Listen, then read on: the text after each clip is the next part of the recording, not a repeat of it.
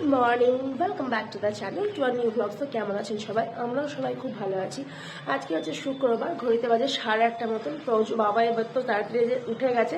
তোজোকে যথারীতি স্কুলে দিয়ে এসে ঘরে যে খুঁটিনাটি কাজকর্ম ছিল সেগুলো সমস্ত রকম সেরে চলে এসেছি ছাদে।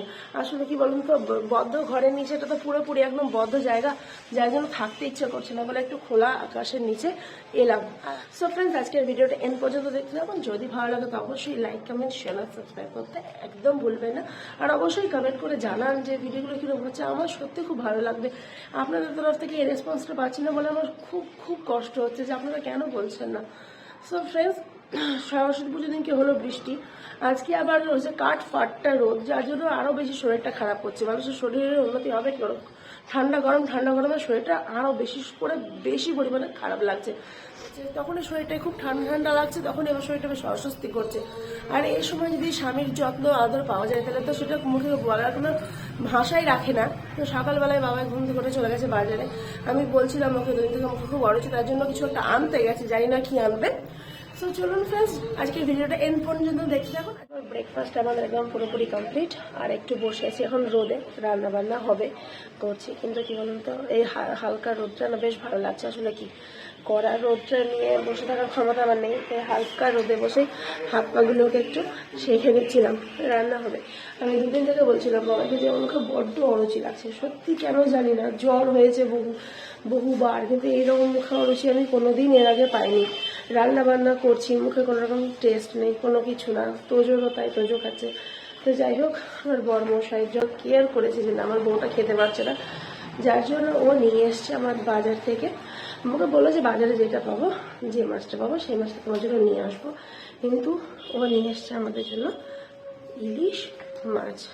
তো দেখাই আপনাদেরকে, এখানে রয়েছে ইলিশ মাছ, যেটা আজকে আমি করবো। দেখবেন ইলিশ কেনা খেতে ভালোবাসে, ইলিশ ভাপা, ইলিশ ঝাল, এগুলোতে খেতে দারুণ লাগে। আর বাঙালিদের সব থেকে প্রিয় জিনিস হচ্ছে ইলিশ মাছ, কি তাই না বলুন? মাটন আর হচ্ছে ইলিশ মাছ। তো আজকে ভেবেছি ইলিশ মাছটার ভাপে করবো। আর যদি ইলিশ মাছের সাথে অন্য কিছু বেশি ভালো লাগে না হাবিজাবি, তো তার জন্য ফুলকপি আলু তরকারি, ইলিশ মাছের ভাপে আর পাঁপড় ভাজা দিয়ে আজকে লাঞ্চ মেনু আমাদের কমপ্লিট হবে। সত্যি আমার তো বেশ ভালো লাগে। আমি ভেবেছিলাম বরকে দিয়ে করাবো, তারপরে দেখলাম না, ওরও তো শরীরটা খুব একটু ভালো নেই, তো আমি নিজেই করে নিই যেমন পারি। আমার রান্না বসে আছে। ফার্স্টে দেখুন ওখানে আমি বসিয়েছি ভাত, আর এখানে হচ্ছে আমার বরমশাইয়ের জন্য চা। কথাতে আছে জামাইয়ের নামে কাটে হাঁস, গোষ্ঠী সুন্দর খায় মাছ, তো বরের নাম করে আমিও চাটা খাবো। এখানে চলছে ফুলকপি আলুর জন্য আমার মশলাটা কষানো। এখানে রয়েছে শস্য, যেটা আমি কোনো পিসিনি, আর মাছটা আমি ধুয়ে রেখে দিয়েছি। এইখানে ফুলকপিটা রয়েছে ভাজা। বাবা ছেলে মিলে আমাকে কালকে মটরশুঁটি ছাড়িয়ে হেল্প করে দিয়েছে। আর এখানে রয়েছে টক দই। তো ফুলকপিতে দেবো মটরশুঁটিটা, আর ইলিশ মাছের সাথে একটু টক দই দিয়ে আজকে বানাবো ইলিশ ভাবে। তো চলুন তাড়াতাড়ি করে আমি বর্মশাইকে চাটা দিয়ে দিই। বাড়িতে যেহেতু রয়েছে, আমি আয়রনও বসেছে। এখানে সরষে আর লঙ্কাটা বেটে নিলাম, 2টো লঙ্কা দিচ্ছি কারণ আমি এখানে কাঁচা লঙ্কা ইলিশ মাছে কিছুটা দেবো। তো আমার এখানে সরষে বাটা হয়ে গেছে কমপ্লিট। এবার এখানে একটা ইলিশ মাছের জন্য ব্যাটার তৈরি হবে। তো দেখতেই পাচ্ছেন এখানে আমার সরষে বাটা হয়ে গেছে। নিচ্ছি 1 চামচ মতো টক দই, নেবো এখানে লবণ স্বাদ মতন, যেটা যে যেমন পছন্দ করেন কম বেশি। আর অবশ্যই এখানে দেবো হলুদ গুঁড়ো, তার সাথে দেবো এখানে একটু লঙ্কা গুঁড়ো। ভালো করে এটা মিক্সড করবো। তার সাথে দেবো এখানে সর্ষের তেল। একটু ইলিশ মাছ মানে একটু সর্ষের তেলটা বেশি লাগে। তো ভালো করে সবগুলোকে মিক্সড করে নেব, একদম ফাটিয়ে নেবো, কারণ দই থাকলেই দেখবেন একটু ছোটো ছোটো দলা পাকিয়ে যায়। তার জন্য এটা ভালো করে মিক্সড করে নিলাম। মিক্সড করার পরে এখানে আমি 3টে মতো কাঁচা লঙ্কা অ্যাড করব। ঝাল যে যেমন খাবেন, বাচ্চারা খেলে বিশেষ করে অবশ্যই একটু কম দেওয়া উচিত। তারপরে এখানে আমি ব্যাটারটা মিক্সড করে নেওয়ার পরে এখানে মাছগুলো দিয়ে আমি সুন্দর করে মাছের সঙ্গে সমস্ত ব্যাটারটা ভালো করে মিক্সড করে মাখিয়ে টাখিয়ে নেব। তারপরে আমি এটা ভাপে বসিয়ে দেবো। এটা আমি আলাদা করে টিফিন বক্সে ভরে করছি না, এটা খুব ইজি প্রসেস।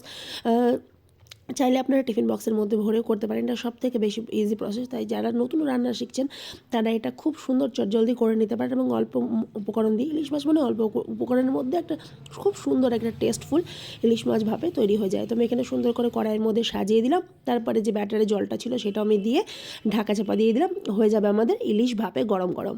12টা 40, আর এখানে হয়ে গেছে আমার গরম গরম ইলিশ ভাপে। একটা অসাধারণ কালার এসছে। চলো যাবো এখন তোজোকে স্কুল থেকে আনতে। পেয়ে গেছি, আজকে তোজোর ছিল ড্রয়িং কম্পিটিশন।